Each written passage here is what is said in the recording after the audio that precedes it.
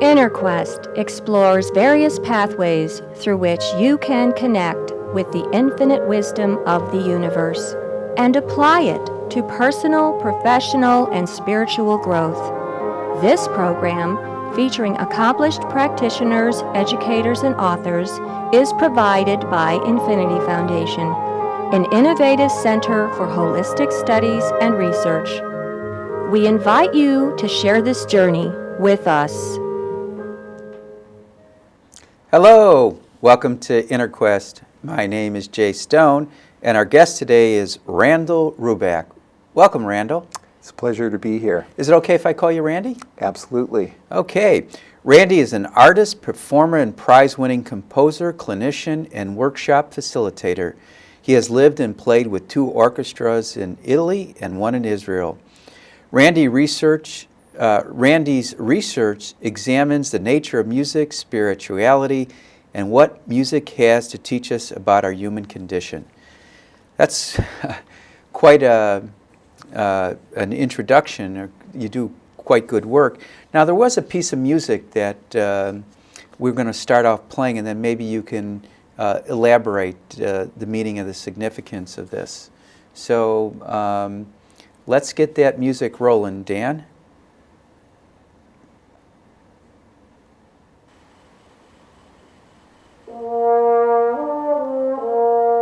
And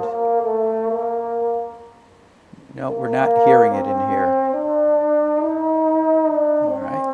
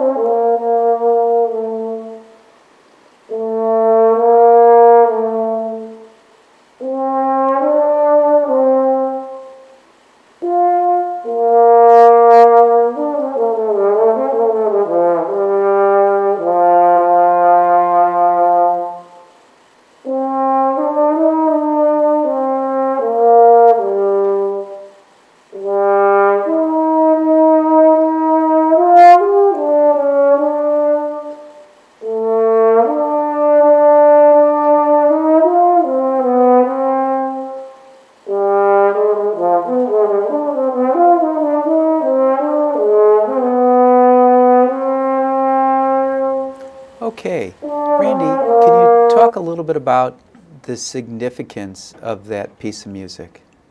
Well, I remember the piece well. First of all, it's the Vivaldi Sonata No. 1 for cello, the first movement. As I'm sure you noticed, it was played on a trombone without a harpsichord. I remember learning that music. It was actually a bit of an experiment. It was 1986, spring of 1986, and I was living in Israel performing with the Haifa Symphony. And what instrument were you playing then? That was the trombone. Okay. I was principal trombone in the orchestra. So that was you? Was that you playing? That was me playing. Oh, you're a magnificent Thank you. trombone player. Well, thank you very much. It was a bit of an experiment because my teachers had always told me to hear the product, hear the sound in your mind. So I took the music, I ear trained it. That means I learned the music without the aid of a piano or even practicing it on my trombone. I conceived the entire piece, putting in an interpretation, and then I picked up my trombone with the entire work completed in my mind, and it was... And can you actually hear the music in your mind before you actually go play it? Absolutely. That's what I was developing, a product in my mind. We talk about the connection between consciousness and the physical world, and sometimes it sounds so scientific, but the musician every day is manifesting their consciousness through the music. Well, what I really just took away from my very short experience with you is how music is international. Here it's the same language, for you played in Italy, you played in Israel, you played in the United States, and it could be the same music, and yet it can have such a positive effect regardless of whatever spoken language the people in those countries speak. That's very true, because one of the reasons that we can all understand music in different cultures is because, among other things, it's not a language in the sense of a spoken word. It's a language of intrinsic forms, and these intrinsic forms are organic and have a life of their own, so people connect with them regardless of the language. Now, I'm sure you have a good understanding of what intrinsic forms mean. I don't, or perhaps some of their audience members don't understand intrinsic forms. So explain intrinsic forms for our audience. For instance, the first phrase of the music, da dee dee dum dum dee dee dee. There's a gesture there, and I'm embodying that gesture, and I wonder if you could, by just hearing me sing it, feel the lilt, feel the flow.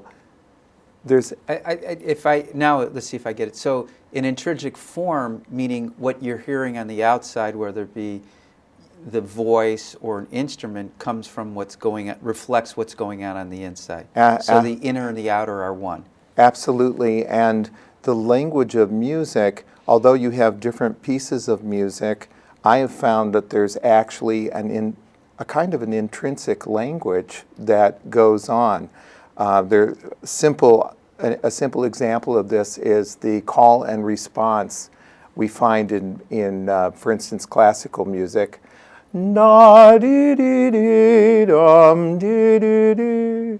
Na dee dee dee dee dee dee dee dee. That was, of course, the response, and this dialogue goes on in almost every form of music. So the first piece is the call, and then the next piece is the response. And Right. so even within a song, is there call and response? Oh, it's, yes. Or even a call and response between the various musicians within the orchestra. Absolutely. You know, or maybe between two violins, or the violin and the drums, etc. So it's almost like there's an infinity. Hey, wait a second, this is Infinity Foundation. It's like Yeah. an infinite ways to produce beautiful melodic music. Absolutely. Music is about, really in its essence, it's about relation and relationship between things. We can even, as a part of speech, we can say, her voice was like music to the ear. You know, music is a word that stands for relationship. In this case, we're talking about a musical relationship of sounds. Mm-hmm. And how are music and spirituality connected, or interconnected, or interwoven together, however you want to put it? Well, spirituality, that's quite a broad word when you think about it, because everyone has their own meaningful understanding of the word spirituality. I like to think of spirituality as those moments, those points of contact in our daily lives where we touch upon something divine. And as so far as music is related to spirituality, I'm sure we all can recall concerts, performances, singers that brought us to some sort of an elevated state. My interest in music and There's actually a name for that. It's called a peak experience, or religious Absolutely. experience, or transcendental experience, which means to go beyond. You know, if you think of a mountain, your ordinary common experiences at the base of the mountain, and then your highest experiences are at the peak of the mountain. You know, or many religious leaders has gone to the top of the mountain.